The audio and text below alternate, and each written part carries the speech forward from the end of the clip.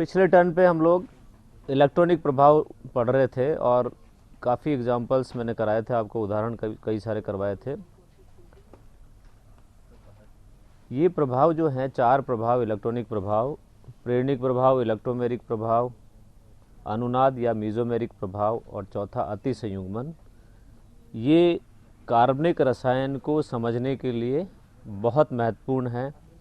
और इनसे संबंधित जो उदाहरण थे या इन कंसेप्ट्स को, इन सिद्धांतों को समझने के लिए जो उदाहरण लेने थे वो मैंने आपको बताए थे। कुछ और प्रॉब्लम्स, क्वेश्चंस के माध्यम से इनको और समझते हुए आगे बढ़ेंगे। ये 2 जो प्रभाव हैं, अनुनाद प्रभाव हमने शुरू कर दिया था लेकिन पूरा नहीं हुआ था, और अति संयुग्मन आपको अब पढ़ना है। लेकिन मैं कुछ प्रॉब्लम्स आपके सामने ले रहा हूँ, इसमें आपको ये पता लगेगा कि इन प्रॉब्लम्स में कौन सा प्रभाव काम आ रहा है या सम्मिलित रूप से कौन से प्रभाव काम आ रहे हैं। हो सकता है एक से ज़्यादा प्रभाव उस प्रॉब्लम में काम आ रहे हों, उस क्वेश्चन में काम आ रहे हों, तो आपको वो भी ध्यान रखना है कि कौन कौन से प्रभाव काम आते हैं और इन प्रभावों का, ये प्रभाव कब कब और कौन से यौगिकों में होते हैं। जैसा मैंने आपको बताया था, मोटे तौर पर इन दोनों में कोई एक अंतर बता दीजिए, आपके प्रेरणिक प्रभाव और इलेक्ट्रोमेरिक प्रभाव में क्या अंतर है। बिल्कुल ठीक है, प्रेरणिक प्रभाव एक स्थायी प्रभाव है और इलेक्ट्रोमेरिक प्रभाव एक अस्थायी प्रभाव है जो किसी अभिकर्मक की उपस्थिति में अभिक्रिया में होता है। एक प्रश्न है,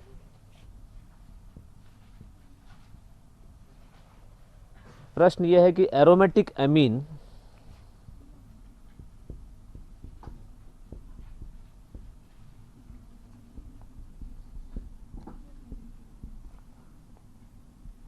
एलिफेटिक अम्ल की तुलना में,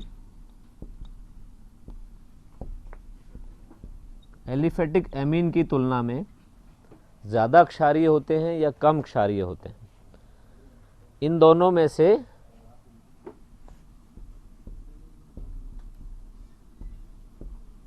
क्षारीयता किसकी अधिक है और किसकी कम है, यह आपको बताना है। प्रश्न समझ में आ गया सबके? आपस में बातचीत नहीं करें बीच में, इधर ध्यान दें केवल। एरोमेटिक अमीन, एलिफेटिक अमीन की दोनों में कौन ज़्यादा क्षारीय है और क्यों? कौन बताएगा? या ये बताइए किस प्रभाव के आधार पर आप समझा सकते हैं, कौन सा प्रभाव इसमें काम आएगा? अनुनाद के कारण एरोमेटिक अमीन कम क्षारीय होगा। बैठो। अच्छा, और प्रेरणिक प्रभाव के आधार पर देखें तो क्या होगा? जैसे ये देखिए आप, ये एरोमेटिक अमीन है और ये क्या है? एलिफेटिक अमीन। प्रेरणिक प्रभाव के आधार पर क्या होता है? नहीं होगा प्रेरणिक प्रभाव के आधार पर। इस एल्किल समूह का कौन सा प्रभाव होता है? मतलब समूह से विपरीत, इस दिशा में। क्षारीय का मतलब क्या है यहाँ पर? लुईस क्षार। लुईस क्षार कौन से होते हैं? जो इलेक्ट्रॉन युग्म दाता होते हैं, यानी नाइट्रोजन इलेक्ट्रॉन युग्म दाता है इसके अंदर, इसलिए ये क्षार है। और ये भी क्षार है क्योंकि इस पर इलेक्ट्रॉन युग्म उपलब्ध है जिसको ये दान कर सकता है। अब इसकी उपलब्धता क्यों बढ़ रही है? क्योंकि एल्किल समूह का प्लस आई प्रभाव इलेक्ट्रॉन्स को किसकी तरफ धकेलेगा? नाइट्रोजन की तरफ। यानी इसका दाता गुण जो है, इलेक्ट्रॉन देने का जो गुण है, वो बढ़ जाता है, इसलिए ये ज़्यादा क्षारीय होता है प्लस आई प्रभाव के आधार पर। ओके, और इसमें क्या है, आपने पढ़ा है कि फिनाइल समूह जो होता है, फेनिल समूह जिसको बोलते हैं, इसका कौन सा प्रभाव होता है? माइनस आई प्रभाव के कारण ये इलेक्ट्रॉन युग्म नाइट्रोजन के पास में सुगमता से उपलब्ध नहीं होता है, इसलिए ये कम क्षारीय हो गया, ये अधिक क्षारीय हो गया। यहाँ तक की बात समझ में आ गई आपके? अब इन्होंने कहा कि अनुनाद के आधार पर भी हम इसको समझा सकते हैं। तो अनुनाद में क्या होगा?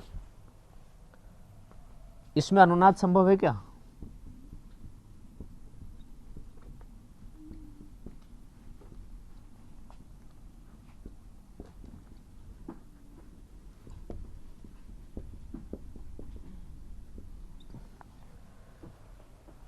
एलिफेटिक अमीन में अनुनाद संभव नहीं। अनुनाद के लिए क्या आवश्यकता है कि इसके साथ में कोई द्विबंध भी हो, वो यहाँ पर नहीं है। द्विबंध एकांतर क्रम में हो सकता है, ये लोन पेयर है, या दो द्विबंध एकांतर क्रम में हो सकते हैं, तब अनुनाद होता है। यहाँ पर ये जो लोन पेयर है, एकाकी इलेक्ट्रॉन युग्म है, ये किसको उपलब्ध हो जाता है? प्रोटॉन को। तो इस एमीन का आसानी से प्रोटोनीकरण हो गया। क्या हो गया?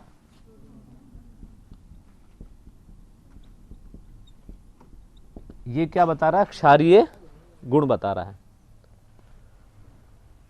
और इसके उल्टे अगर आप देखें,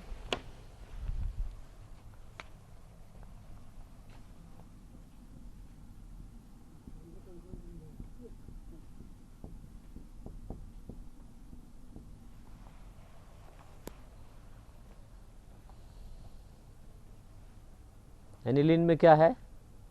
एरोमेटिक अमीन में क्या है? इस प्रकार की स्थिति है, ये एनिलीन है। ये इलेक्ट्रॉन युग्म अनुनाद में भाग लेगा। मैंने आपको बताया था कि इस प्रकार के एरो दर्शाना आपको आना चाहिए। पूरा एरो है, पूरा तीर का निशान है, तो इसका मतलब ये है कि ये दोनों इलेक्ट्रॉन्स के स्थानांतरण को दर्शा रहा है। और अगर आधा एरो बनाते हैं कहीं पे अपन समांश विखंडन में, जैसा मैंने आपको बताया था, तो वो क्या दर्शाता है? एक इलेक्ट्रॉन के स्थानांतरण को दर्शाता है। अब आप इसकी जो अनुनादी संरचना वो बना सकते हैं। कैसे? ये जो नाइट्रोजन के पास इलेक्ट्रॉन युग्म था, ये चला गया, कहाँ चला गया? वलय की तरफ, यहाँ पर आ गया है, नाइट्रोजन और इस कार्बन के बीच में आ गया है। ये वाला जो बंध युग्म था, पाई इलेक्ट्रॉन बंध युग्म, ये यहाँ पर आ गया और ये ऋणावेश के रूप में होगा। अनुनादी संरचनाएं बहुत ध्यान से और धीरे से बनाइए, आपको आसानी से समझ में आएगी और आगे कभी भी दिक्कत नहीं आएगी। इसकी अनुनादी संरचनाएं कई सारी संभव हैं। ये जो इलेक्ट्रॉन युग्म है, ये यहाँ बंध युग्म बना लेगा, और ये वाला जो इलेक्ट्रॉन युग्म है, ये यहाँ पर एकाकी इलेक्ट्रॉन युग्म बन जाएगा।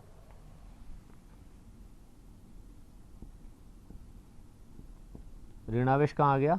यहाँ पर आ गया। ये ऋणावेश जो था, ये इलेक्ट्रॉन युग्म कहाँ आ गया? ये बंध युग्म बन गया, और ये NH2+।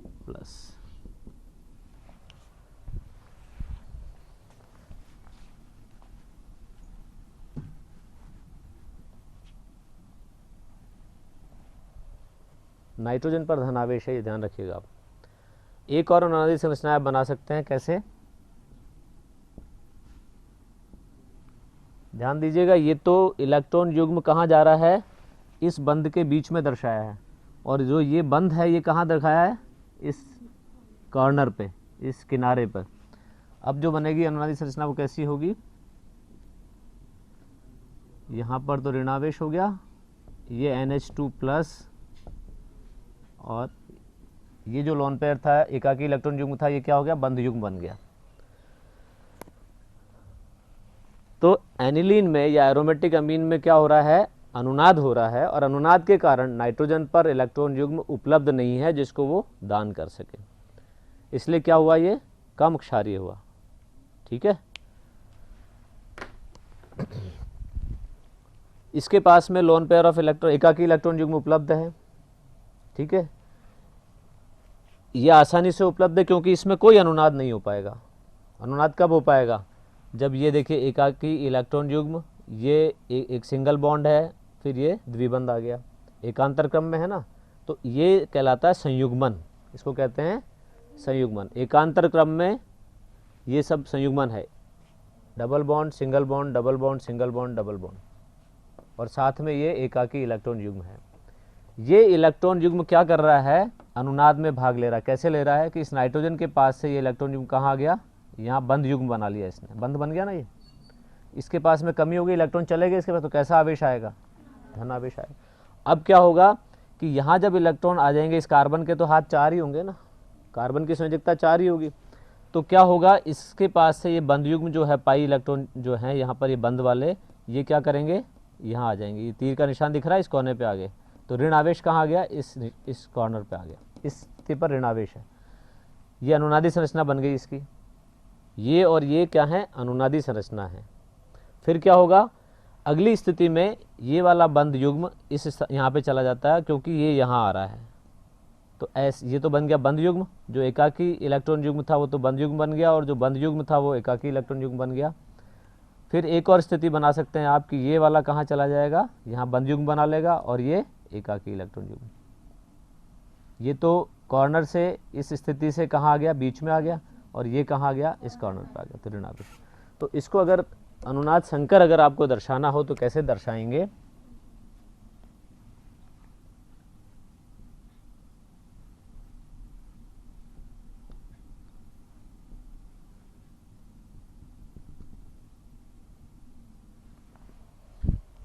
ऋण आवेश वलय में एकांतर स्थितियों पर विस्थापित हो रहा है, एकांतर स्थितियों पर ऋण आवेश विस्थापित हो रहा है, और ये धन आवेश इस पे नाइट्रोजन पे है।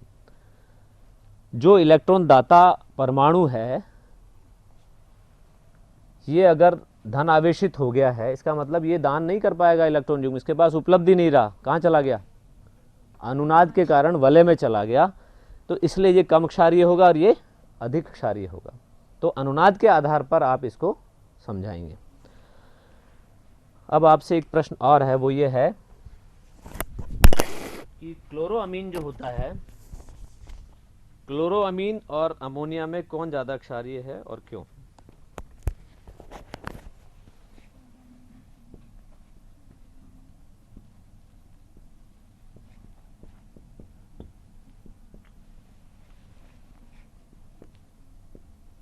बताइए, क्लोरोअमीन और अमोनिया में कौन अधिक क्षारीय है और क्यों? पहले तो ये बताइए कौन सा प्रभाव यहाँ प्रभावी है? प्रेरणिक प्रभाव, क्योंकि यहाँ अनुनाद की बात नहीं कर सकते, क्योंकि यहाँ संयुग्मन नहीं है, एकांतर क्रम में द्विबंध नहीं है। ये इसका प्रभाव कैसा होता है? Cl का -I प्रभाव होता है, यानी समूह की ओर इलेक्ट्रॉन्स रहते हैं। तो इस -I प्रभाव के कारण क्या होगा, नाइट्रोजन पर इलेक्ट्रॉन युग्म सुगमता से उपलब्ध नहीं होगा, इसलिए ये कम क्षारीय होगा और ये अधिक क्षारीय होगा। एक बार फिर देख लें आप, क्लोरोअमीन में क्लोरो समूह का -I प्रभाव कार्य करता है। -I प्रभाव का मतलब है कि इलेक्ट्रॉन्स किधर विस्थापित होते हैं, क्लोरीन की तरफ, तो नाइट्रोजन पर इलेक्ट्रॉन घनत्व कम होगा, इसलिए इसके पास में इलेक्ट्रॉन युग्म की उपलब्धता या इलेक्ट्रॉन युग्म या आसानी से दान नहीं कर पाएगा, इसलिए ये कम क्षारीय होता है, और ये अमोनिया अपेक्षाकृत अधिक क्षारीय होता है।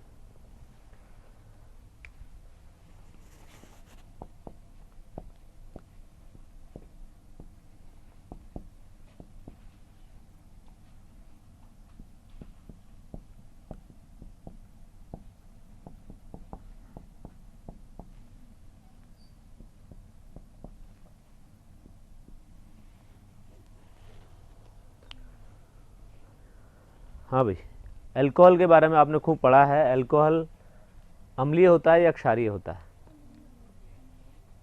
कुछ लोग कह रहे हैं क्षारीय होता है, वो कौन है, जरा हाथ खड़ा करें, क्षारीय कौन बता रहा है?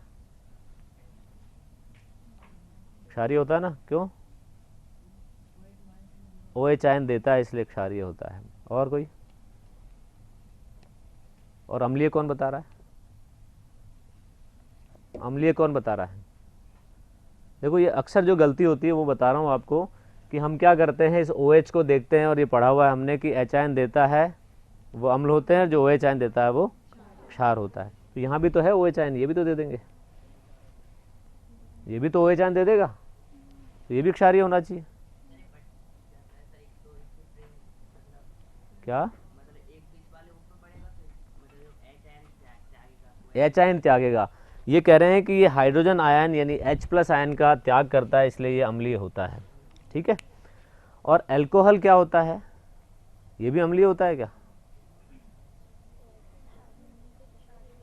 OH आयन देता है इसलिए, मतलब ये बंद यहाँ से टूटेगा ऐसा? ये आप आज निकाल दीजिए अपने दिमाग से कि ये OH आयन देता है और ये H आयन देता है। ठीक है।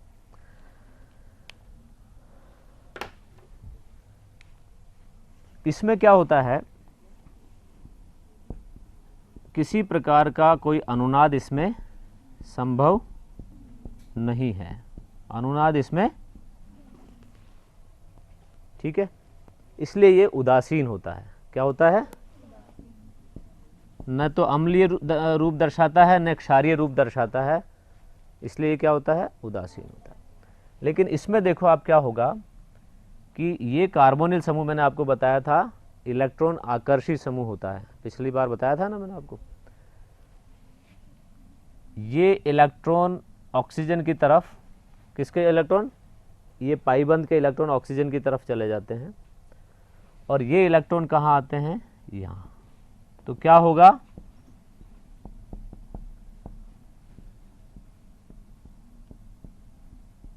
इस पे कैसा आवेश आ जाएगा? माइनस, ऋण आवेश आएगा। क्यों आएगा? क्योंकि इसके पास में 2 लोन पेयर के स्थान, 2 एकाकी इलेक्ट्रॉन युग्मों के स्थान पर 3 है अब, और ये द्विबंध की जगह एकल बंध हो गया। यहाँ क्या रह गया? एक युग्म रह गया केवल, और इस पर धन आवेश आ गया। ठीक है। ऑक्सीजन ऋण विद्युतीय होता है। कैसा होता है? ऋण विद्युतीय होता है, और ऋण विद्युतीय परमाणु पर कैसा आवेश आ गया? उल्टा आवेश, विपरीत आवेश आ गया, धन आवेश। तो ये इसको नहीं रख पाता है, इसलिए क्या करता है? अपना आवेश खत्म करने के लिए H आयन का त्याग करता है। ये वाला बंध टूट जाता है और H आयन मुक्त हो जाते हैं, यानी H प्लस आयन जब इससे मुक्त होंगे तो इसके पास में क्या हो जाएगा? वापस इलेक्ट्रॉन आ जाएंगे। मतलब हाइड्रोजन क्या कर रहा है? अपने इलेक्ट्रॉन्स, बंध के इलेक्ट्रॉन्स छोड़ के जा रहा है। तो क्या रहेगा? वो तो H प्लस के रूप में जाएगा, लेकिन यहाँ पर माइनस आवेश आ जाएगा। तो ऐसी स्थिति में क्या होता है कि ये H आयन का त्याग करता है, इसलिए अम्लीय होता है। दूसरी बात क्या है कि बनने वाला जो कार्बोक्सिलेट आयन है, इसके H आयन के त्याग करने से क्या बनेगा? देखिए, इसके H आयन त्याग करने से ये बनता है, कार्बोक्सिलेट आयन कहते हैं इसको। और कार्बोक्सिलेट आयन में भी अनुनाद होता है, जिसके कारण से ये अधिक स्थायी होता है। इसमें भी अनुनाद होता है। कैसे होता है? कैसे होता है अनुनाद? इस प्रकार से अनुनाद आप दर्शाएंगे।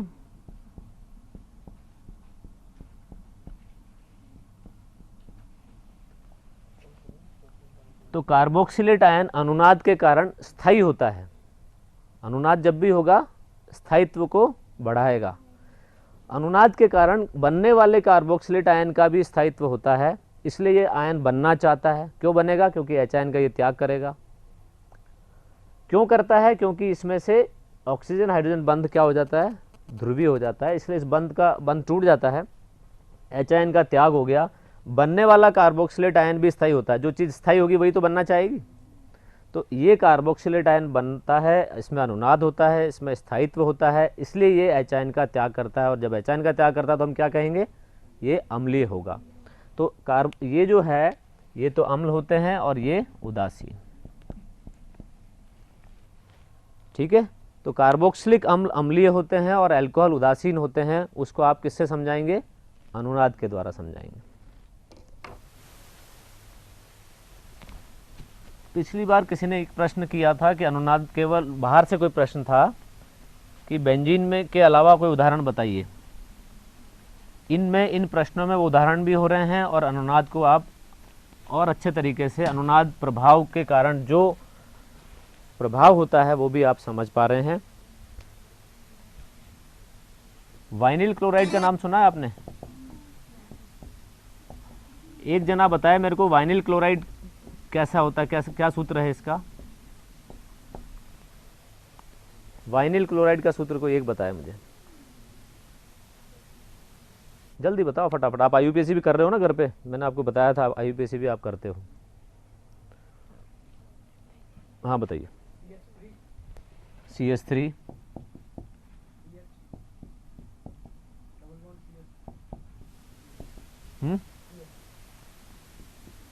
ये होता है। वाइनिल क्लोराइड है क्या भाई? ये है तो क्या होगा?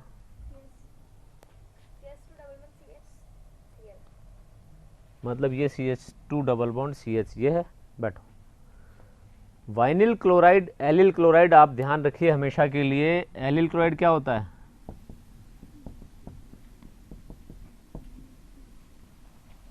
ये एलिल समूह होता है।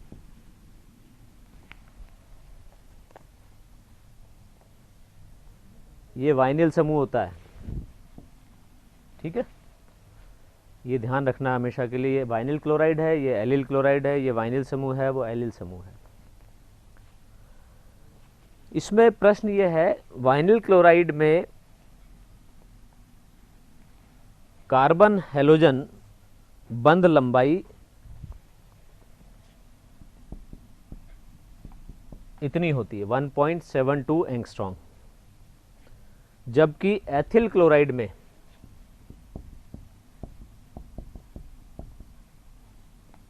1.78 एंगस्ट्रॉम होती है, बंध लंबाई है। कौन से बंध की लंबाई है? CCl, कार्बन क्लोराइड बंध की जो लंबाई है, एथिल क्लोराइड में तो 1.78 एंगस्ट्रॉम है और इसमें 1.72 एंगस्ट्रॉम है। दोनों ही कार्बन कार्बन Cl सिंगल बंध है, सिंगल बॉन्ड है ना, यहाँ दोनों में कोई अंतर नहीं है, लेकिन ये बंध लंबाई है यहाँ पर और ये बंध लंबाई यहाँ पर है। ऐसा अंतर क्यों है, इसको हम अनुनाद के आधार पर समझा सकते हैं। और अगर अनुनाद आप समझाते हैं तो उसमें अगर उदाहरण देना है तो बेंजीन का उदाहरण, एनिलीन का उदाहरण अभी बताया था, उसके अलावा आप इसको भी समझा सकते हैं अनुनाद से। CH2 डबल बॉन्ड CHCl,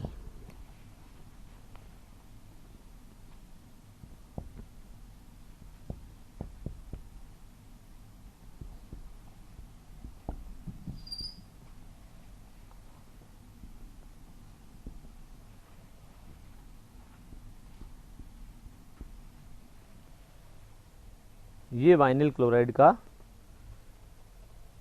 सूत्र है। इसमें क्या होता है, ये इलेक्ट्रॉन यहाँ आ गए, एकाकी इलेक्ट्रॉन युग्म कार्बन हैलोजन बंध के बीच में, और ये इलेक्ट्रॉन कहाँ आ गए? इस पर आ गए।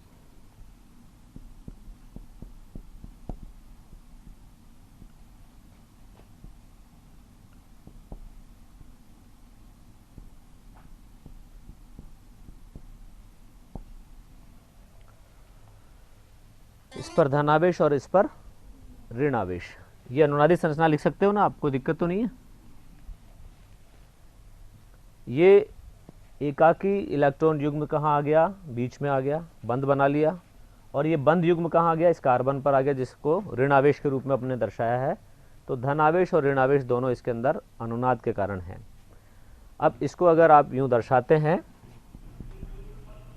तो ऐसे दिखा सकते हैं इसको,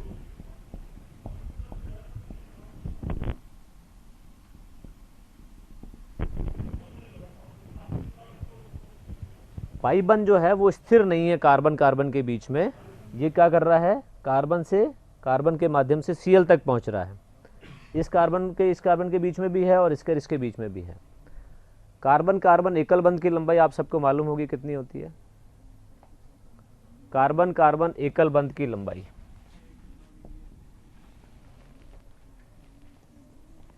ये याद रखनी है आपको। कार्बन कार्बन एकल बंध की लंबाई है 1.54 एंगस्ट्रॉम। द्विबंध की कितनी है?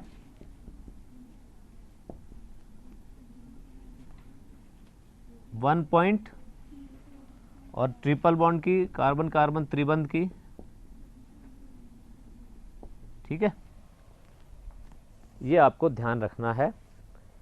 अब यहां भी आप देखिए इसका मतलब क्या है। मैंने ये लंबाई इसलिए बताई है आपको तीनों प्रकार के बंधों की, कि आप देखेंगे कि जब द्विबंध बनता है तो बंध लंबाई कम हो जाती है, त्रिबंध बनता है तो बंध लंबाई और कम हो जाती है, एकल बंध की बंध लंबाई हमेशा अधिक होती है। तो ये प्रश्न पूछा गया कि वाइनिल क्लोराइड में कार्बन कार्बन बंध लंबाई कम होती है एथिल क्लोराइड की कार्बन क्लोरीन बंध लंबाई के। कार्बन क्लोरीन के बीच में जो बंध है उसकी बंध लंबाई कम है और इसमें इतनी है। यहाँ भी होनी इतनी चाहिए 1.78, लेकिन कम क्यों हो गई है? क्योंकि इसमें आंशिक द्विबंध लक्षण आ गया इस बंध में। और आंशिक द्विबंध लक्षण क्यों आया है?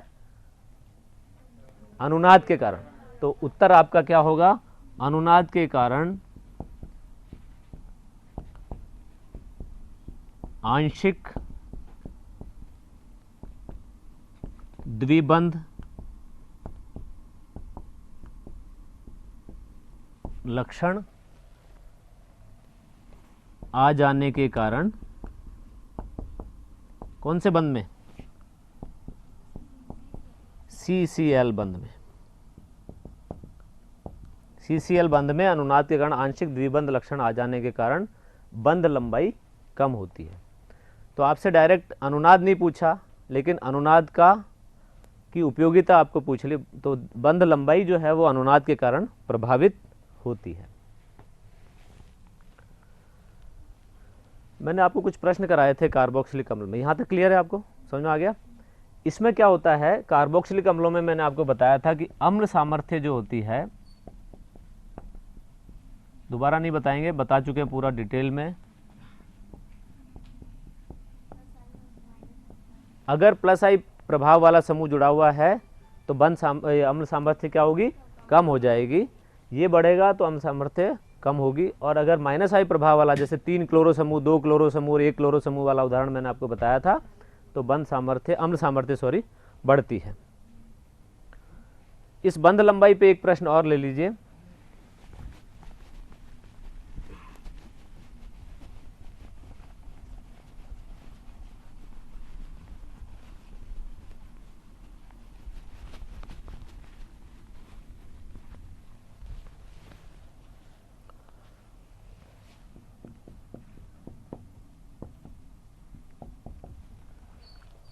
इसका नाम आपको बताना होगा। CO बंध लंबाई इसमें है 1.36 एंगस्ट्रॉम। कितनी है? 1.36 CO बंध लंबाई। ये भी बंध लंबाई की बात कर रहे हैं अपन। और एक CO बंध लंबाई है 1.23 एंगस्ट्रॉम। 2 है बंध लंबाई। एक तो है 1.36 और दूसरी है 1.23 एंगस्ट्रॉम।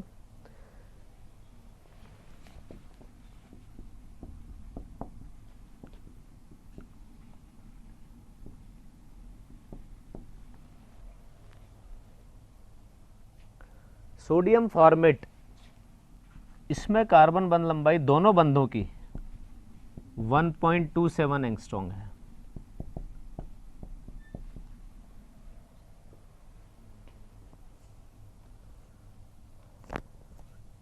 बिल्कुल, अभी जो आपको उदाहरण बताया था, पहले मैं जानना चाहूँगा कि इसका IUPAC नाम बता दें आप। कौन बताएगा जल्दी से?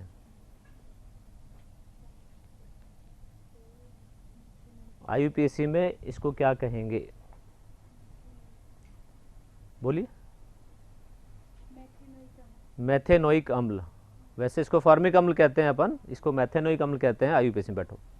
और ये क्या है? इसमें H हटा करके सोडियम लगाया तो लवण बन गया। इसको कहते हैं सोडियम फॉर्मेट। सोडियम फॉर्मेट या सोडियम मैथेनोएट। सोडियम फॉर्मेट या सोडियम, IUPAC में क्या कहेंगे? सोडियम मैथेनोएट। चलिए अपन आते हैं इस बात पे कि इसमें बंध लंबाई का ये फ़र्क क्यों है। इसमें दोनों बंधों की लंबाई समान है और इन दोनों के बीच में है, जबकि इसमें 2 CO बंध हैं, उनकी दोनों की लंबाई बताइए वो अलग अलग है। जल्दी से बताएं, कौन बताएगा भाई? बोलिए। किसी को नहीं आता? अभी मैंने आपको वाइनिल क्लोराइड का उदाहरण दिया था। हाँ बिल्कुल। अब किस में अनुनाद बताएं? इसमें कुछ में? इधर वाले में? कैसे बताओगे? अनुनाद है इसलिए बंध लंबाई परिवर्तित हो रही है, ऐसा? देखो इसमें क्या है, एक कार्बन और ऑक्सीजन के बीच में द्विबंध है, उसकी लंबाई कौन सी होगी? ये होगी या ये होगी? कम होती है द्विबंध की लंबाई, मैंने अभी आपको बताया था। तो ये वाली बंध लंबाई किसकी है? इसकी है। और ये बंध लंबाई किसकी है? इस कार्बन ऑक्सीजन बंध की। ठीक है। अब इसमें क्या हो रहा है, सोडियम फॉर्मेट में ये इस पर ऋणावेश है, अनुनाद होता है।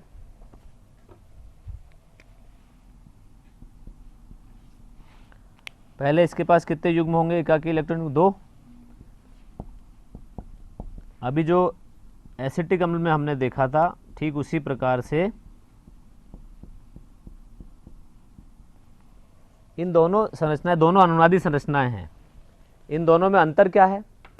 कोई अंतर नहीं है। एक बार एक ऑक्सीजन ऋण आवेशित है, दूसरी बार दूसरी ऑक्सीजन ऋण आवेशित है। जब ऋण आवेशित ऑक्सीजन है ये वाली, तो ये वाली द्विबंध से बंधित है, और जब ये ऋण आवेश है इस ऑक्सीजन पर, तो ये द्विबंध से बंधित है। तो समान है ना दोनों ऑक्सीजन। ऐसी स्थिति में कार्बन ऑक्सीजन बंध लंबाई दोनों ही समान है, क्योंकि इनका अनुनाद संकर कैसा होगा?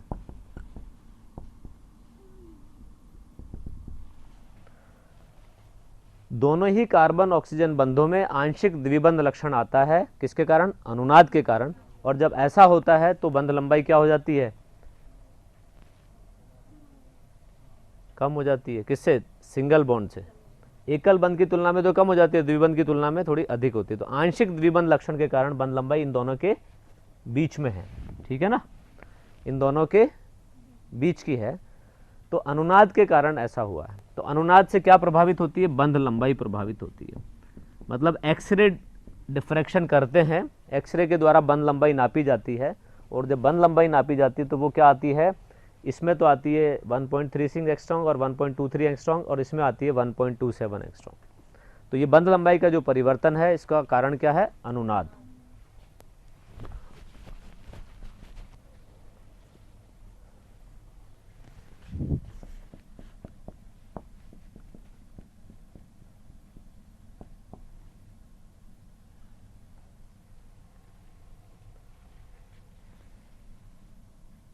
ये है आपका अनुनाद को समझाने के लिए आप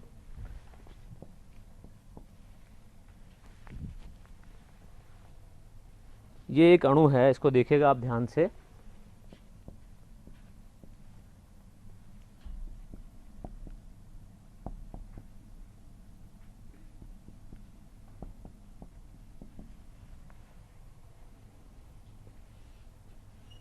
इसको ऐसे उल्टा बना दीजिए।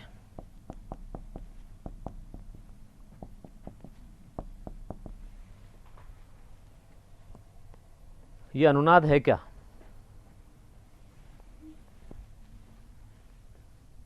क्या यह अनुनाद है? इस नाइट्रोजन के पास भी एक एकाकी इलेक्ट्रॉन युग्म है, इसके पास भी है। अनुनाद है क्या ये? जल्दी बताएं।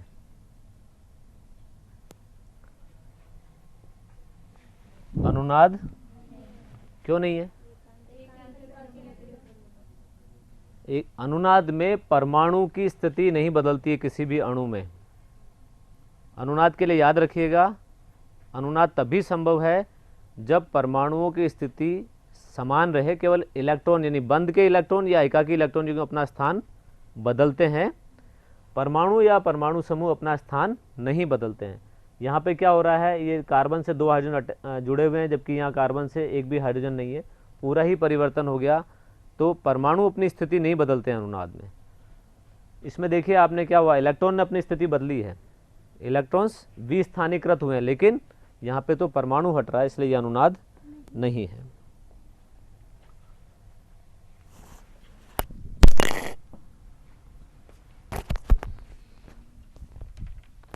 वन थ्री ब्यूटाडाइन की स्ट्रक्चर लिखें आप अपनी कॉपी में। 1,3 ब्यूटाडाइन की संरचना बनाइए। 1,3 ब्यूटाडाइन।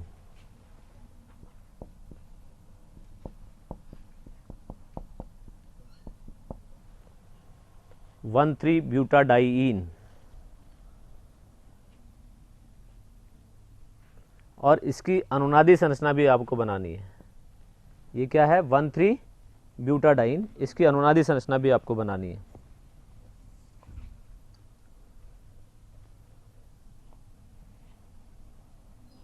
बताइए कैसे बनेगी?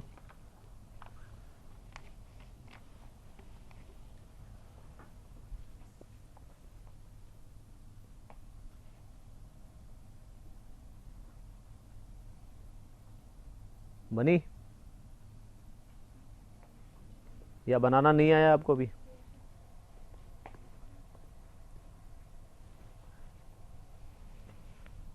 इलेक्ट्रॉन्स का विस्थानीकरण करना है आपको।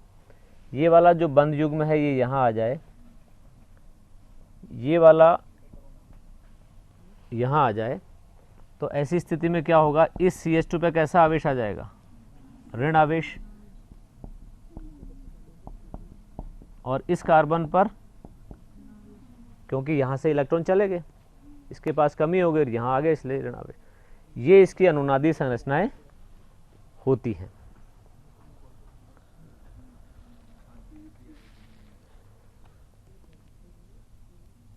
ठीक है, अनुनाद समझ में आ गया आपको अच्छे तरीके से। अब आपको एक सवाल और करते हैं, उसके बाद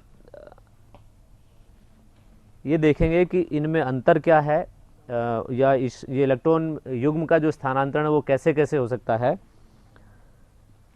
CH2 double bond CH,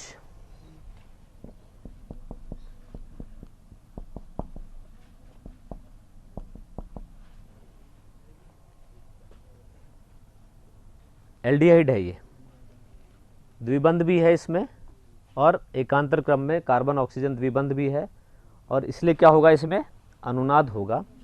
oxygen के पास में कितने इलेक्ट्रॉन युग्म होते हैं,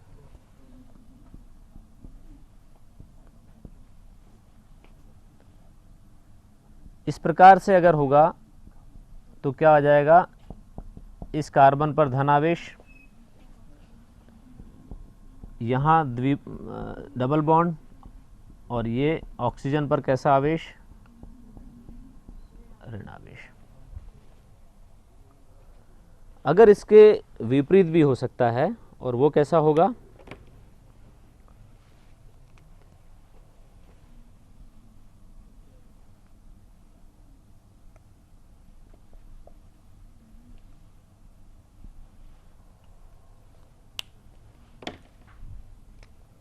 तब क्या बनेगा,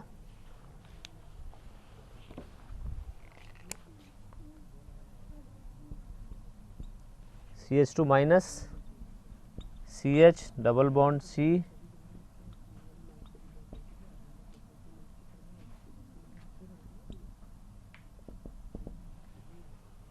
ऑक्सीजन पर कैसा आवेश है, धन आवेश है। ये तीन संरचनाएं इसकी संभव है, तीनों क्या होगी, इसकी अनुनादी संरचनाएं हैं। देखिए परमाणु की कोई स्थिति नहीं बदली है, सब वही है, केवल इलेक्ट्रॉन ने अपनी स्थिति बदली। इलेक्ट्रॉन कौन सा हो सकता है, एकाकी इलेक्ट्रॉन युग्म हो सकता है और द्विबंध के इलेक्ट्रॉन हो सकते हैं। तो ऐसी स्थिति में क्या हुआ, ये अनुनाद है। अब इसमें एक सवाल ये आता है कि इनमें स्थायित्व का क्रम बताना है आपको। सबसे ज़्यादा स्थायी अनुनादी संरचना कौन सी है, तीनों संरचनाओं में सर्वाधिक स्थायी अनुनादी संरचना कौन सी है। तो इसमें आप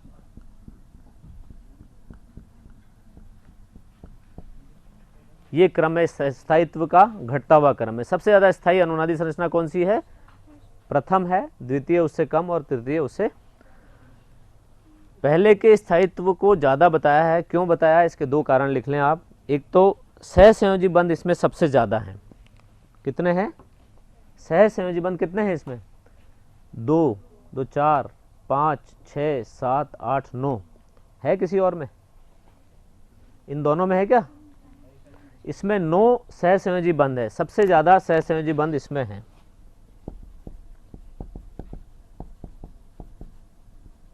वो अनुनादी संरचना सर्वाधिक स्थायी होगी जिसमें सहसंयोजी बंध अधिकतम है इसमें। एक बात, दूसरा क्या है, विपरीत आवेशों का पृथक्करण नहीं है इसमें।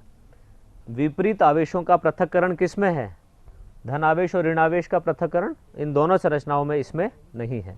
तो विपरीत आवेशों का पृथक्करण भी नहीं होना इसके स्थायित्व का अधिक होना दर्शाता है। विपरीत आवेशों का पृथक होना, सहसंयोजी बंधों की संख्या अधिक होना, और दूसरा विपरीत आवेशों का पृथक नहीं होना, सॉरी यहां नहीं होना कर दो, इसमें है ही नहीं विपरीत आवेश, इसमें आवेश हैं जो पृथकृत हैं, इसमें नहीं है, इसलिए क्या होगा, ज़्यादा स्थायी होता है। मैंने पिछली बार आपको बताया था कि कार्बोनिल यौगिक किस प्रकार की अभिक्रियाएं दर्शाते हैं।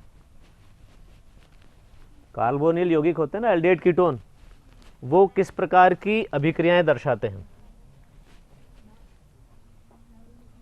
नाभिक स्नेही योगात्मक अभिक्रियाएं दर्शाते हैं।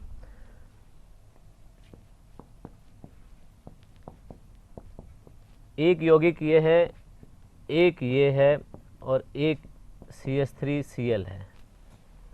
इसमें आपको इलेक्ट्रॉन स्नेही केंद्र बताना है। क्या बताना है? इलेक्ट्रॉन स्नेही केंद्र, मतलब इलेक्ट्रॉन स्नेही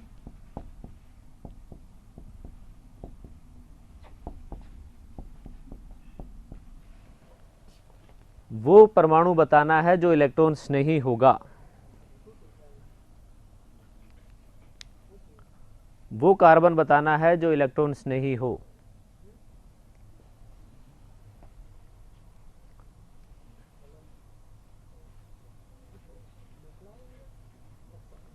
इन सब में ये जो कार्बन है, ये इसमें एक ही कार्बन है, ये इससे जुड़ा हुआ है Cl से। यहाँ अनुनाद के कारण क्या होगा?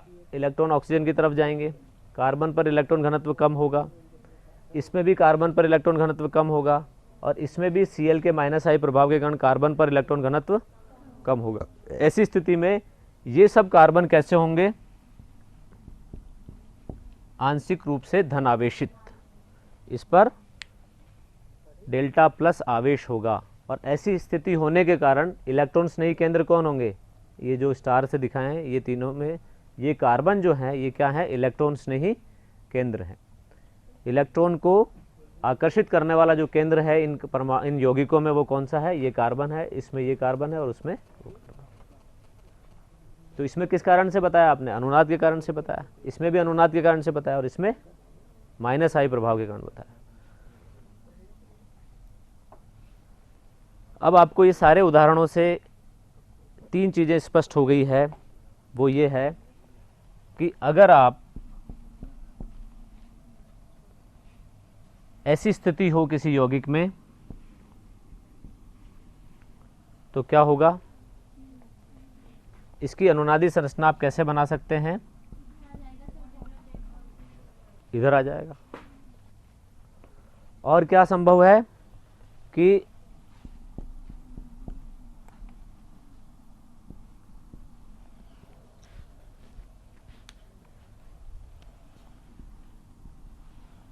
ये जो द्विबंध के इलेक्ट्रॉन है ये कहाँ आ जाएं? परमाणु पर चले जाएं।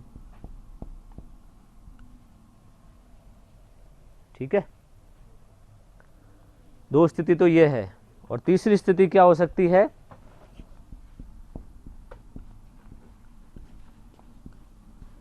ये इलेक्ट्रॉन युग्म जो एकाकी इलेक्ट्रॉन युग्म है ये कहाँ चला जाए? पास वाली स्थिति पर चला। नहीं दिख रहा है? ऊपर लिखता हूं।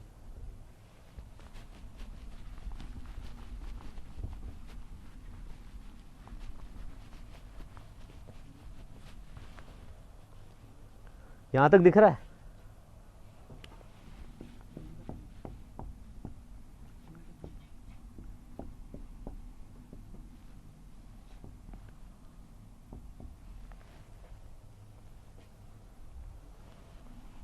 तो मीजोमेरिक प्रभाव या अनुनाद प्रभाव इन तीनों उदाहरणों से या इन तीन चित्रों को अगर आप समझ लेते हैं तो आपको समझ में आ जाता है। पहले में ये कहा जा रहा है कि द्विबंध अपना स्थान परिवर्तित करके बिल्कुल अगली स्थिति पर चला जाता है। यहाँ आ गया, उधर हो गया।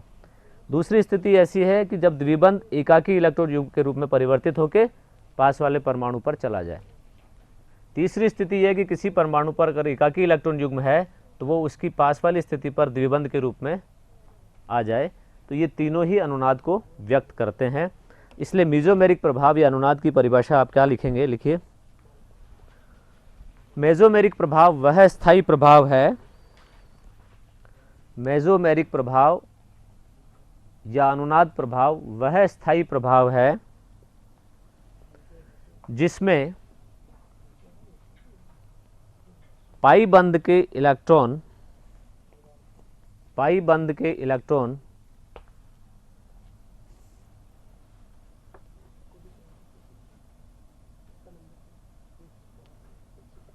बहुबंध से, बहुबंध मतलब द्विबंध से, या ट्रिपल बॉन्ड भी हो सकता है, द्विबंध से किसी परमाणु पर या बहुबंध से एकल सहसंयोजी बंध या बहुबंध से एकल सहसंयोजी बंध, बहुबंध से एकल सहसंयोजी बंध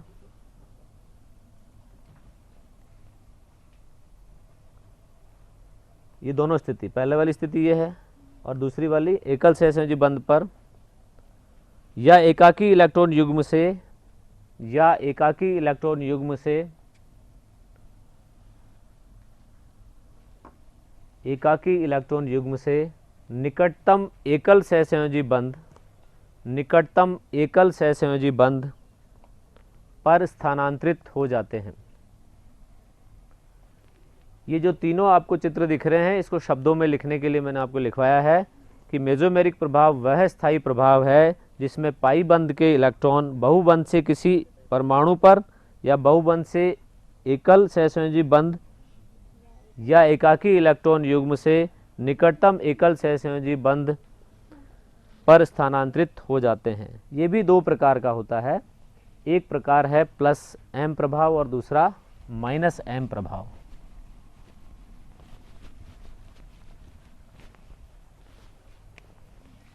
प्लस एम प्रभाव को प्लस आर प्रभाव भी कहते हैं क्योंकि ये अनुनाद भी कहलाता है, और माइनस एम प्रभाव या माइनस आर प्रभाव भी इसको कहेंगे। जब ये प्रभाव परमाणु से विपरीत हो, जैसे माइनस आई और प्लस आई प्रभाव आपने पढ़ा था, प्लस आई प्रभाव कौन दर्शाते हैं? एल्किल समूह। वो किधर होता है प्रभाव? समूह से विपरीत होता है। वैसे भी ये प्रभाव समूह से विपरीत है, समूह से, और अगर ये समूह की ओर हो तो माइनस आई या माइनस आई आर प्रभाव इसको, माइनस एम या माइनस आर प्रभाव इसको कहते हैं। एम किसको दर्शाता है? मेसोमेरिक प्रभाव को, और आर किसको दर्शाता है? अनुनाद प्रभाव को, रेजोनेंस को। तो ये दोनों ही लिखा जाए कोई फर्क नहीं है। समूह से विपरीत अगर है तो प्लस एम या प्लस आर, और समूह की ओर है तो माइनस एम माइनस आर। अब ये कौन कौन से समूह, ये लिख लीजिए आप। कोई भी halogen, OH, OR, OCOR,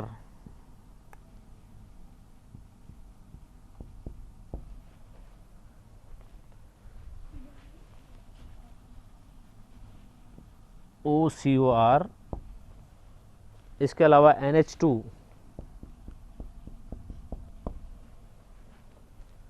amine समूह, द्वितीयक अमीन भी हो सकता है NHR, तृतीयक भी हो सकता है NR2।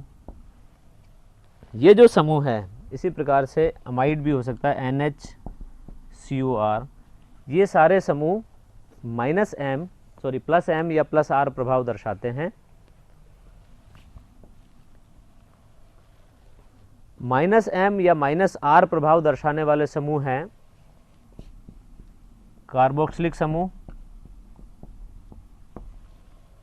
एल्डिहाइडिक समूह, कीटोनिक समूह,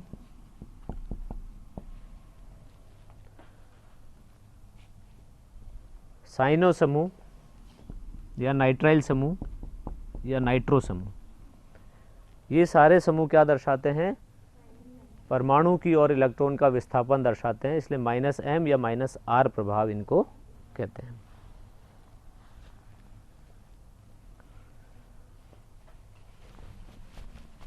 एनिलीन जो दिखाया था वो कैसा प्रभाव था? एनिलीन में अमीन समूह का प्रभाव, एनिलीन में बताई थी ना अभी अनुनादी संरचनाएं, वो कैसा प्रभाव बोलेंगे आप? माइनस या प्लस? क्योंकि वो समूह से विपरीत है।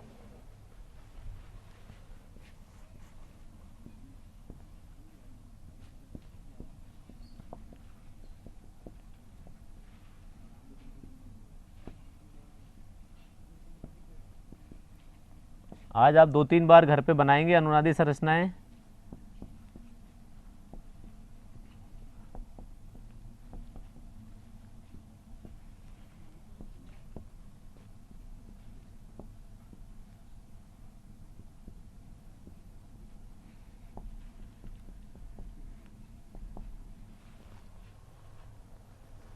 इसी तरीके से ऋणावेश और कहाँ आ जाएगा,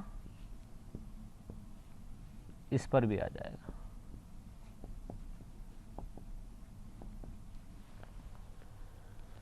ये कैसा प्रभाव हुआ, समूह से विपरीत है इसलिए प्लस एम और प्लस आर, कुछ भी कह सकते हैं आप।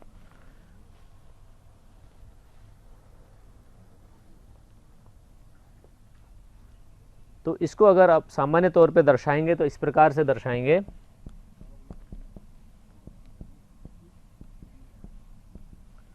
समूह से क्या है, विपरीत है, इसलिए ये कौन सा प्रभाव है, प्लस एम या प्लस आर प्रभाव। अब ऐसी स्थिति हो, अगर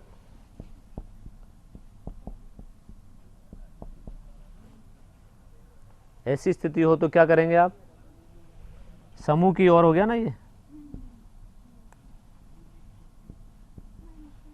तो इसको क्या बोलेंगे,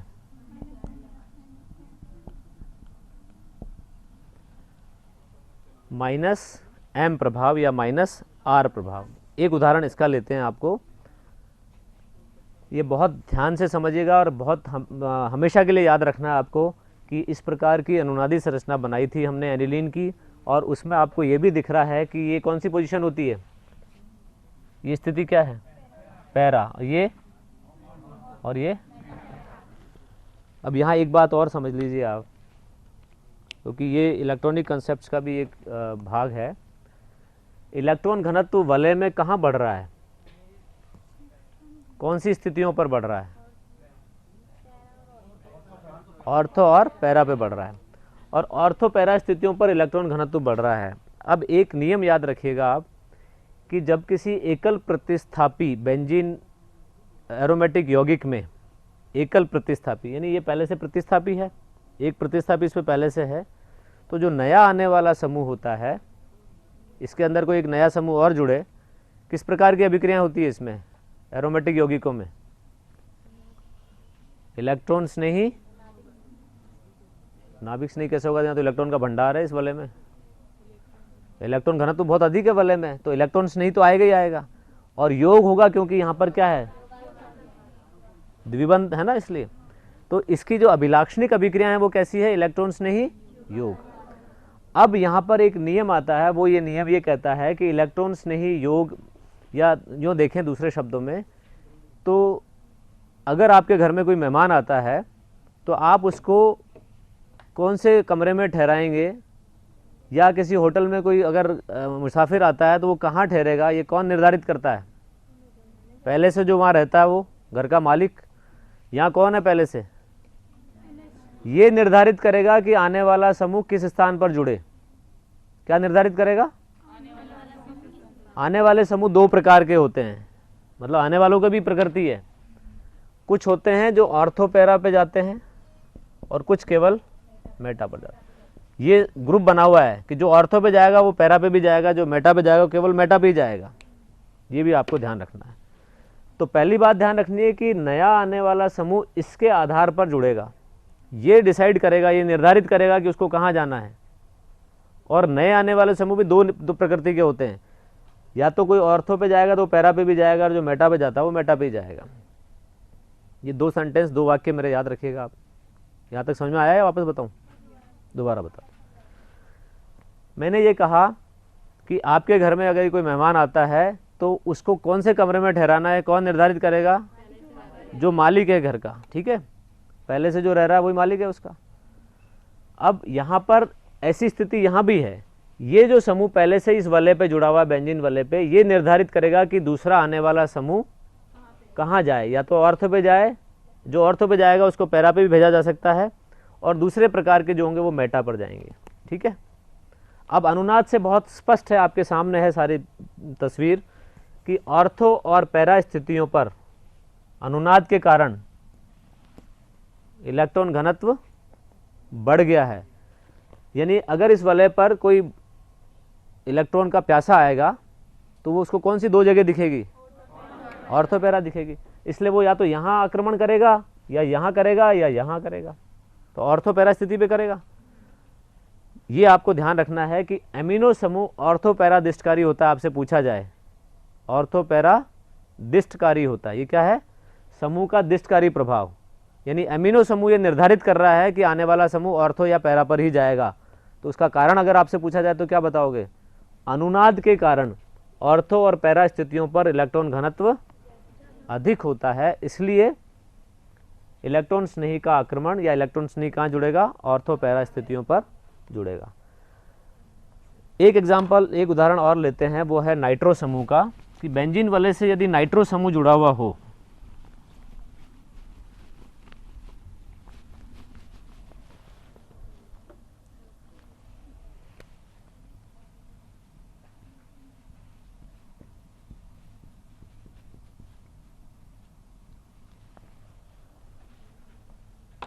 बेंजीन वाले से यदि नाइट्रो समूह जुड़ा हुआ हो, ऐसी स्थिति होती है इसमें, ये यहाँ पर आप ऐसे ही दिखा दें,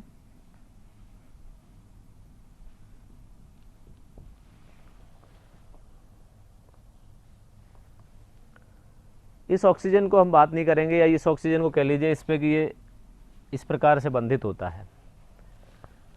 अब इसमें जब अनुनाद होता है तो अनुनाद क्या होता है, इसमें इसका जो प्रभाव होता है, नाइट्रो समूह जो होता है वो इलेक्ट्रॉन आकर्षी समूह होता है। कैसा प्रभाव हो गया, समूह की ओर -m प्रभाव। क्यों होता है कि ये वाला जो बंध है ये इधर चला गया और ये यहाँ। अब इसमें क्या होगा,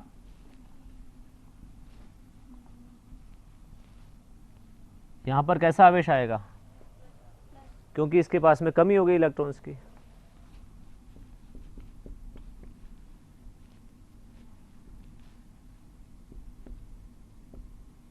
तीन युग्म हो गए इसके पास और ऋण आवेश आ गया।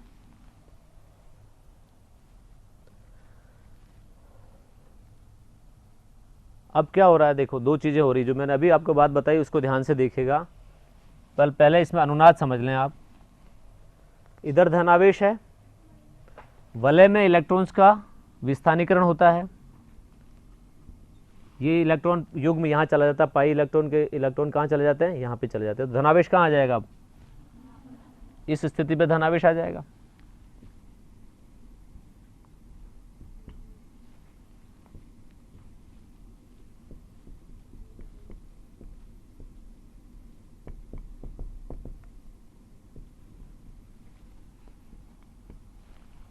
एक और स्थिति संभव है, वो क्या है,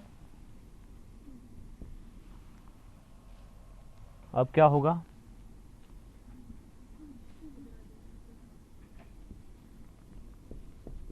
यहां धनावेश,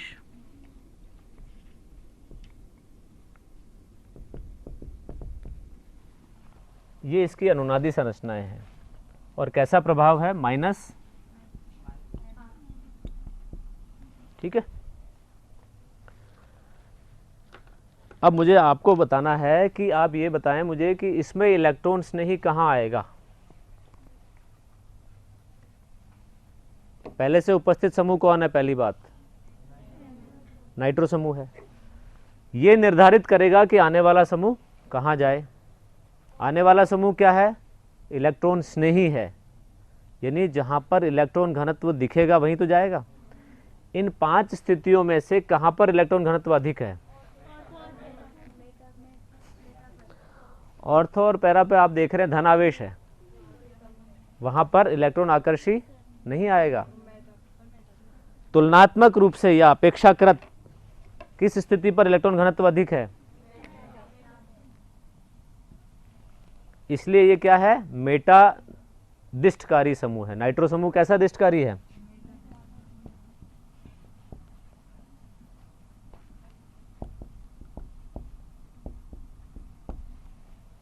तो अनुनाद के आधार पर हम क्या समझा पाते हैं, समूह का दिष्टकारी प्रभाव हम समझा पाते हैं। ये ऑर्थो पैरा दिष्टकारी है, ये मेटा दिष्टकारी है, दोनों में बात एक ही है कि एक तो आने वाला समूह कहाँ जाएगा ये निर्धारित कौन करेगा, पहले से उपस्थित समूह करेगा।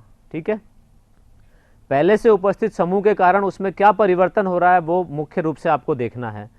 यहाँ पर एमिनो समूह यानी NH2 समूह के कारण क्या हो रहा है, ऑर्थो पैरा पर इलेक्ट्रॉन घनत्व बढ़ रहा है। आने वाला जो समूह है वो किसको पकड़ता है, किसको ढूंढता है कि इलेक्ट्रॉन घनत्व कहाँ अधिक है, उस केंद्र को ढूंढता है। इसमें वो केंद्र ऑर्थो और पैरा पर दिख रहा, साफ साफ ऋण आवेश है, इसलिए यहाँ पर धन आवेश है, यानी वलय पर इलेक्ट्रॉन घनत्व कम हो गया है। इसलिए क्या होगा, ये केवल ऐसी स्थिति कौन सी है, मेटा स्थिति है, जहाँ पर इलेक्ट्रॉन घनत्व तुलनात्मक रूप से या अपेक्षाकृत थोड़ा अधिक है। इसलिए नया आने वाला समूह कहाँ जुड़ेगा, मेटा पर जुड़ेगा। समझ में आ गया। अब यहाँ पर अगर आपसे पूछा जाए कि कुछ समूह जो होते हैं, समूह दो समूह ले लीजिए आप, NH2 और NO2, इनमें से एक समूह सक्रियणकारी है और एक विसक्रियणकारी है। सक्रियणकारी मतलब जो इलेक्ट्रॉन स्नेही के प्रति क्रियाशीलता को या इलेक्ट्रॉन स्नेही के प्रति वलय को सक्रिय करता है, वो सक्रियणकारी। दो शब्द ध्यान रखिएगा आप, सक्रियणकारी और एक विसक्रियणकारी। इसको इंग्लिश में बोलते हैं एक्टिवेटिंग और एक होता है डीएक्टिवेटिंग। ऐसा समूह जो वलय को सक्रिय करता है, किसके प्रति, इलेक्ट्रॉन स्नेही के प्रति। और एक समूह ऐसा है जो इलेक्ट्रॉन जो समूह को वलय को इलेक्ट्रॉन स्नेही के प्रति कम कर देता है, सक्रियता उसकी घटा देता है। इन दोनों में से कौन सक्रियणकारी है, कौन विसक्रियणकारी है, आपकी समझ से बताएं आप।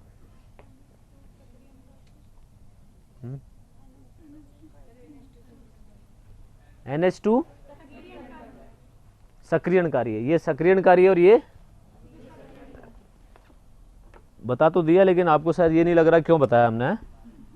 ऐसा ही लग रहा है, ऐसा लग रहा है ना आपको कि उत्तर तो सही है लेकिन क्यों बोल रहे हैं हमें पता नहीं है।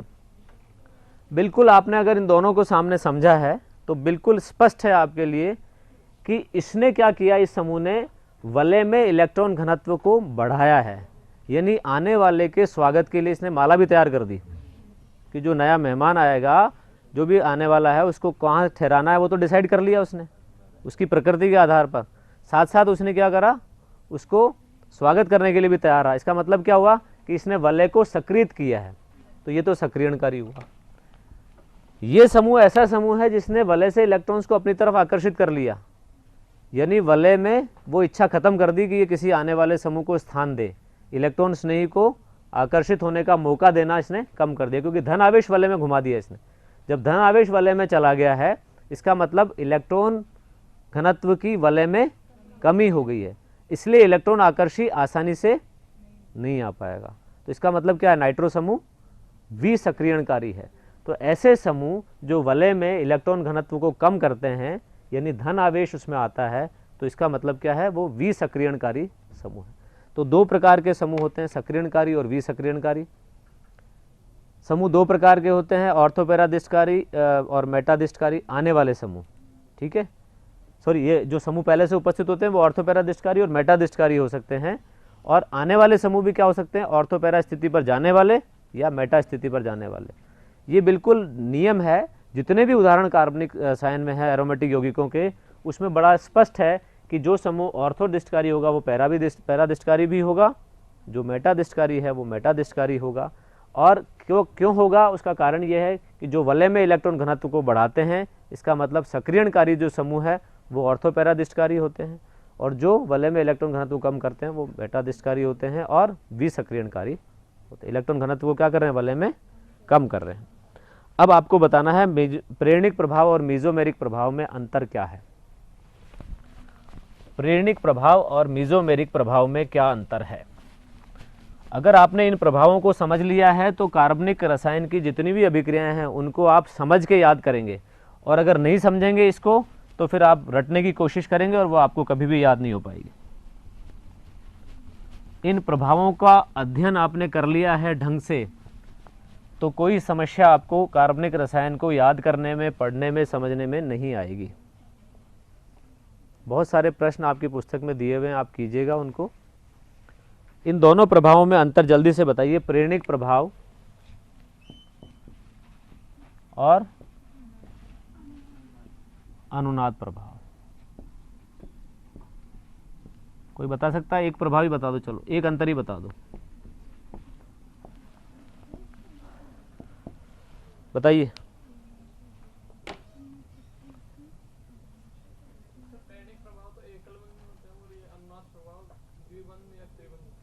दूसरे शब्दों में इस बात को ऐसे कहेंगे, बैठिए, कि प्रेरणिक प्रभाव संतृप्त समूहों या यौगिकों में होता है, यानी जिनमें केवल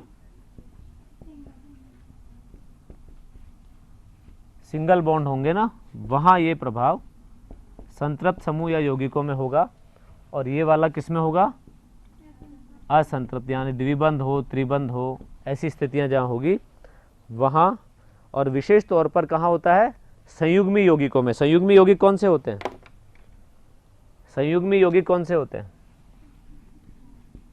विशेष तौर पर संयुग्मी यौगिकों में, जिसको इंग्लिश में कहते हैं कॉन्जुगेटेड कंपाउंड्स, यानी एकांतर क्रम में जब एकल और द्विबंध होते हैं।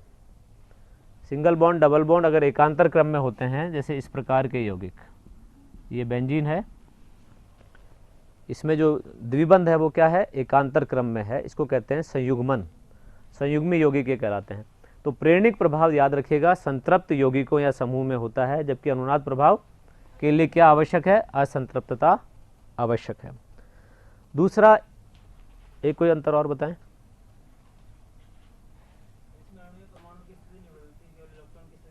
बिल्कुल ठीक है। इसमें इसमें नहीं बदलती है, और प्रेरणिक प्रभाव में बदलती है।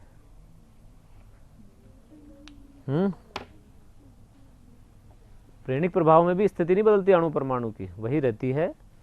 लेकिन अंतर क्या है कि इसमें सिग्मा बंध के इलेक्ट्रॉन भाग लेते हैं और इसमें पाई बंध के इलेक्ट्रॉन। तीसरा अंतर, इसमें इलेक्ट्रॉन्स का आंशिक विस्थापन होता है। जैसे कार्बन हैलोजन बंध है, इलेक्ट्रॉन्स का विस्थापन हुआ तो क्या आएगा? आंशिक ऋणावेश, और इस पर आंशिक धन आवेश। जबकि अनुनाद में क्या होता है? पाई इलेक्ट्रॉन्स का पूर्ण स्थानांतरण होता है, इसलिए पूर्ण आवेश आता है। प्लस या माइनस आवेश जो आता है पूरा आता है, आंशिक नहीं आता। एक अंतर और, प्रेरणिक प्रभाव जो होता है वो थोड़ी दूरी तक प्रभावी होता है। जैसे आपको बताया था कि ये जो प्रभाव है ये यहाँ से यहाँ तक धीरे धीरे कम होता चला जाएगा। सबसे ज़्यादा प्रभाव कहाँ होगा? माइनस आई प्रभाव सबसे ज़्यादा यहाँ होगा, उससे कम यहाँ होगा, उससे कम यहाँ होगा, और ये कम होता चला जाएगा। लेकिन ये वाला जो प्रभाव है वो जब तक होता रहेगा जब तक कि इसके कॉन्जुगेशन में द्विबंध या ये ऐसा सिस्टम कितना ही लंबा सिस्टम हो, संयुग्मन जितना दूरी तक रहेगा उतनी दूरी तक ये प्रभाव प्रभावी रहता है। तो अनुनाद प्रभाव के लिए ये लिमिटेशन नहीं है, ये बाधा नहीं है, ये सीमा नहीं है कि वो एक सीमित दूरी तक ही काम करे। प्रेरणिक प्रभाव धीरे धीरे कम होता है दूरी बढ़ने के साथ साथ, जबकि ये प्रभाव तब तक कार्य करता है जब तक कि संयुग्मन हो, एकल बंध या द्विबंध उपलब्ध होते हैं, तब तक ये प्रभावी रहता है। तो अनुनाद के प्रभाव में आपने देखा कि बंध लंबाई पर प्रभाव पड़ता है। अनुनाद के कारण बंध लंबाई में क्या हो जाता है?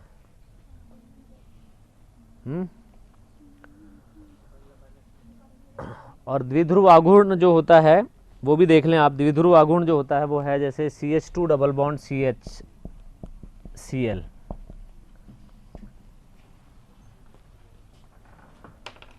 इसमें क्या होगा? CH2 minus CH double bond Cl plus. इस यौगिक को यदि आप देखें, क्या है ये? वाइनिल क्लोराइड है। क्या है ये?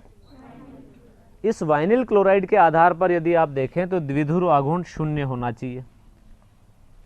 कितना होना चाहिए?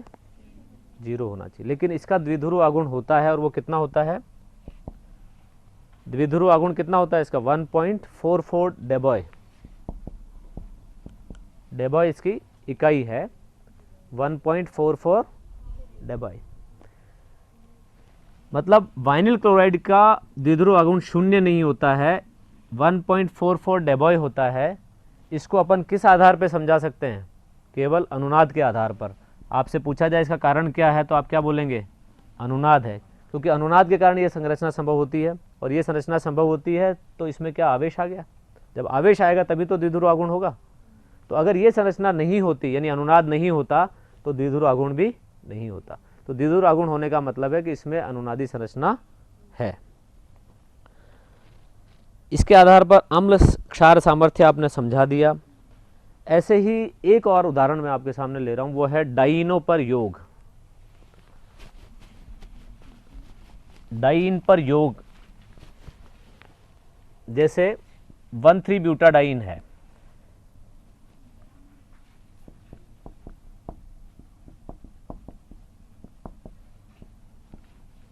इस पर HBr का योग कराया, सॉरी Br2 का योग कराएं आप, HBr का नहीं Br2 का योग कराएं, तो दो तरीके के उत्पाद बनते हैं।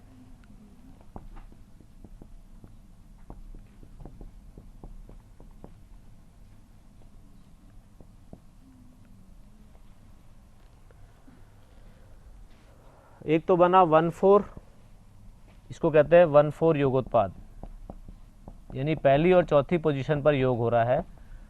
और एक होता है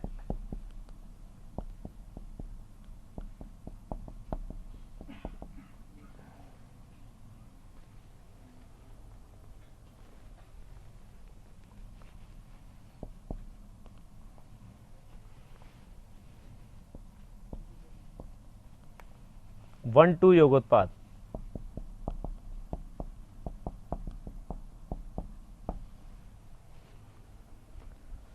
प्रश्न यह है कि 1,3-ब्यूटाडाइन में जब Br2 का योग कराते हैं, ब्रोमीन का योग कराते हैं, तो 1,2 योगोत्पाद भी बनता है और 1,4 भी बनता है। इसको आप कैसे समझाएंगे? और इसमें भी ध्यान रखिएगा आप, जो 1,4 योगोत्पाद है ये ज़्यादा मात्रा में बनता है, ये कम मात्रा में बनता है।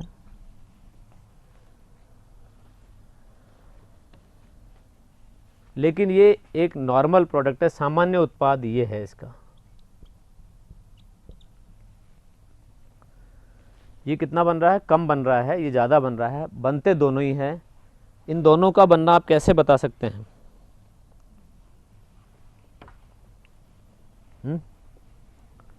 इसका कारण भी अनुनाद है। देखिए क्या होता है,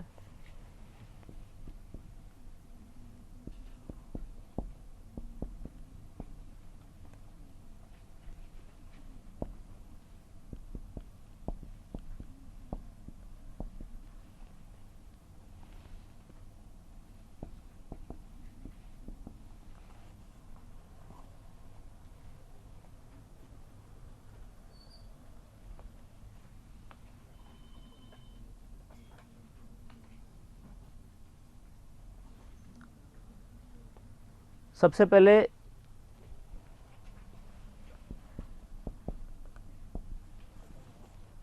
Br माइनस आया,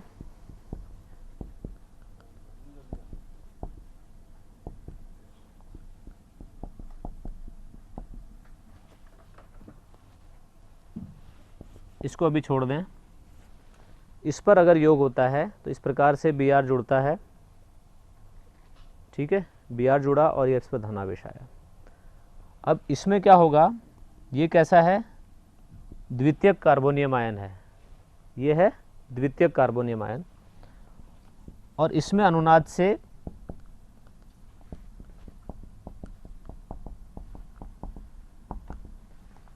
प्राथमिक कार्बोनियम आयन बन जाता है, क्योंकि ये वाला द्विबंध जो है उसके इलेक्ट्रॉन यहाँ अनुनाद के कारण स्थानांतरित होते हैं। तो धनावेश कहाँ आएगा? इस कार्बन पर।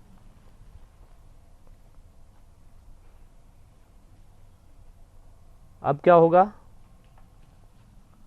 जब ये प्राथमिक कार्बोनियम आयन है, और याद रखिएगा आप द्वितीयक कार्बोनियम आयन प्राथमिक की अपेक्षा अधिक स्थायी होता है। तो इसलिए इससे बनने वाला उत्पाद जो है वो 1,2 योगोत्पाद है और ये मुख्य होगा, बनता कम मात्रा में है।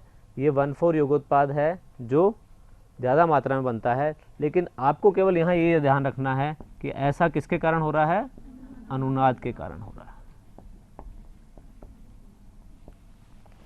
कल हम लेंगे चौथा और अंतिम प्रभाव अतिसंयुग्मन और उसके बाद उसके कुछ प्रश्न।